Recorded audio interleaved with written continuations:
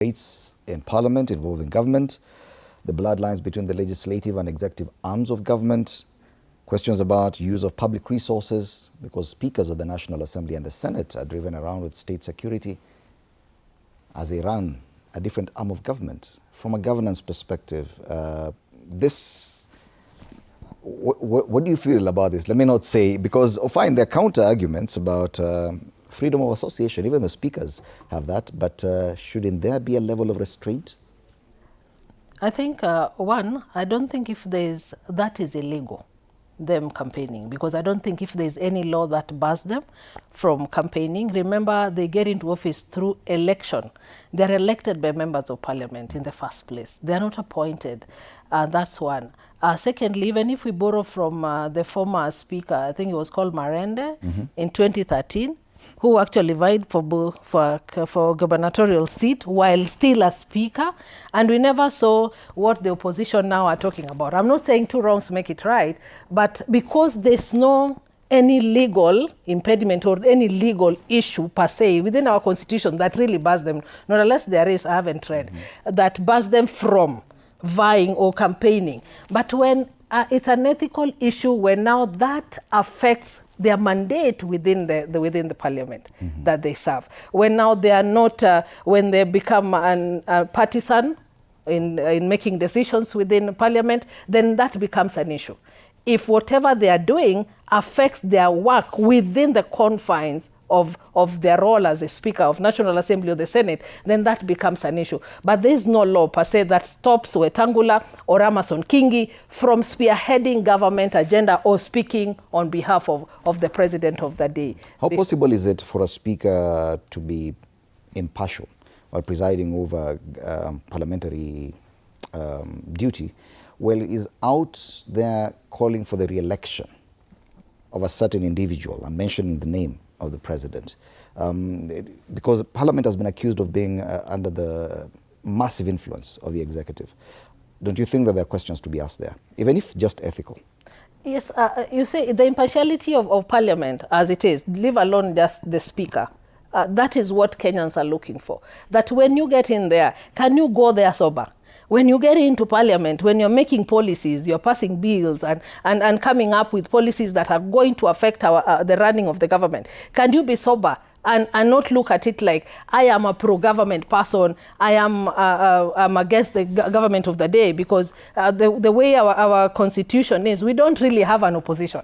But we expect everyone who gets into Parliament to speak on behalf of the people, to legislate on issues that affect common mwananchi, to pass laws that will run the government as it is, and give checks to the very same government. So the impartiality of the Speaker or the members of Parliament is what Kenyans are looking into. It's not about, are you now going to stop being a member of UDA just because you're telling the president, for example, that this particular bill that you're pushing is unfriendly or is uncommon with the people, or people don't want, like the finance bill. We saw people who came out strongly and said, no, we are not going to pass this. So that is the impartiality that we want with our leaders, not just the speakers of the National Assembly, because there's no law that stops them from supporting what is good, even when you're in opposition.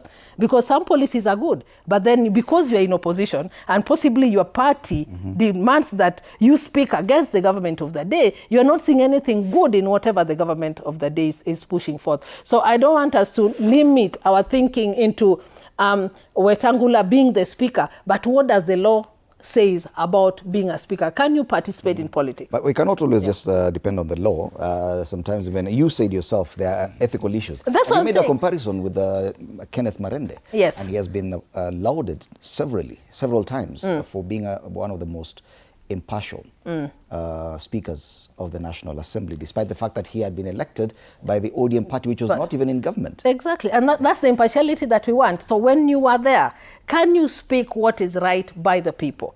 not what your political party wants or what the government of the day wants, but what the president wants. Or what the president wants, even for that matter, because you are the Speaker of the National Assembly, you are the Speaker of the Senate. What we expect you to do, to be very impartial when executing that particular mandate. Okay. We don't have to see you when you go outside there now because you supported the government. You want the government to come in again because, of course, they are also protecting their own interests. That is the truth. You possibly want to still be the Speaker in come 2027. So he has to speak for the party that he supports. And remember, he's in the broad-based government.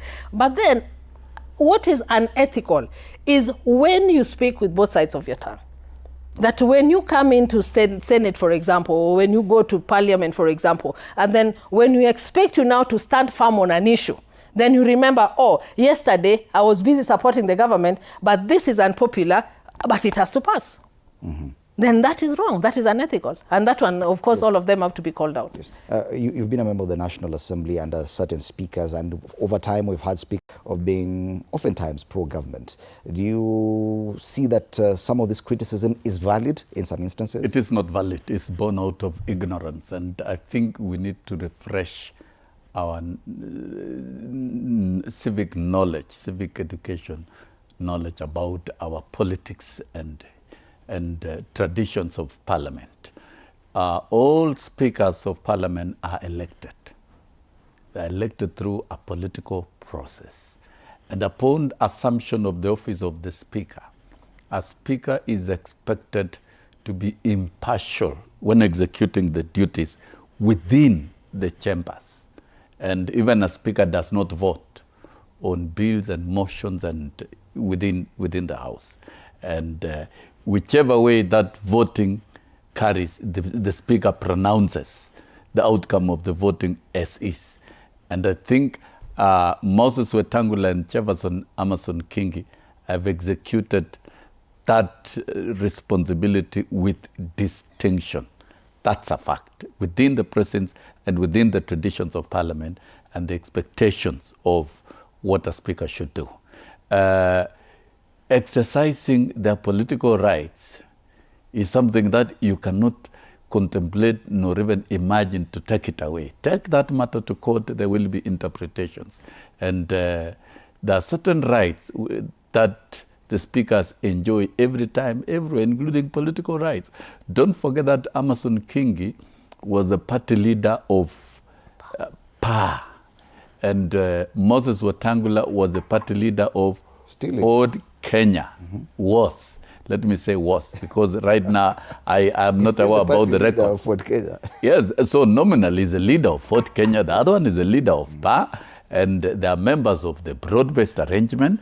And there was a pre-election agreement that was signed, and which assigned Moses Wetangula to be the Speaker of the Senate upon Kenya Kwanza winning election, and Amason Kingi to be the Speaker of the Senate after election, which has been actualized and implemented. We are going for elections in 2027. Speaker Wetangula and Amason Kingi will be fools to sit and keep quiet at the chambers without thinking about 2027 and their future. It is pegged on re-election of the president, and therefore for them exercising their political rights outside parliament in a decent and civilized manner and advancing the agenda of the government, that of the political formation that they are part of, is not a crime. Even in the US, we saw the Speaker of Congress, Nancy Pelosi, who was a product of the Democrat, strongly defend the policies of the Democratic Party and what they believed in from the chair of the Speaker. Because when you are elected, it is a privilege given to you.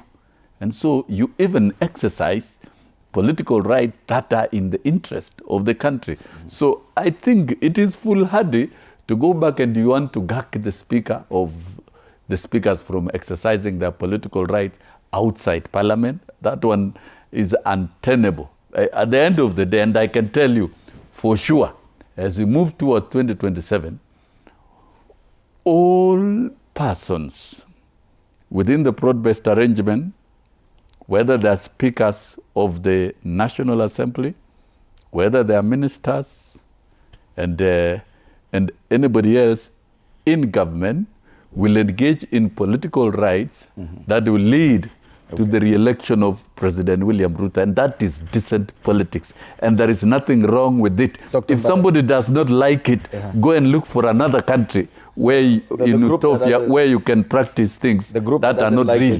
This is a democratic country. And political rights are political rights. Thank you, Mwalimu. As you comment on this issue, Dr. Mbaye, I'll draw you to the front page of the Star this morning. I think we have a physical paper. Big test for Musalia and Weta in Sifuna Tawe Western onslaught. Definitely, as Mwalimu Sosion says, Speaker Wetangula, it would be difficult for him to stay out of politics.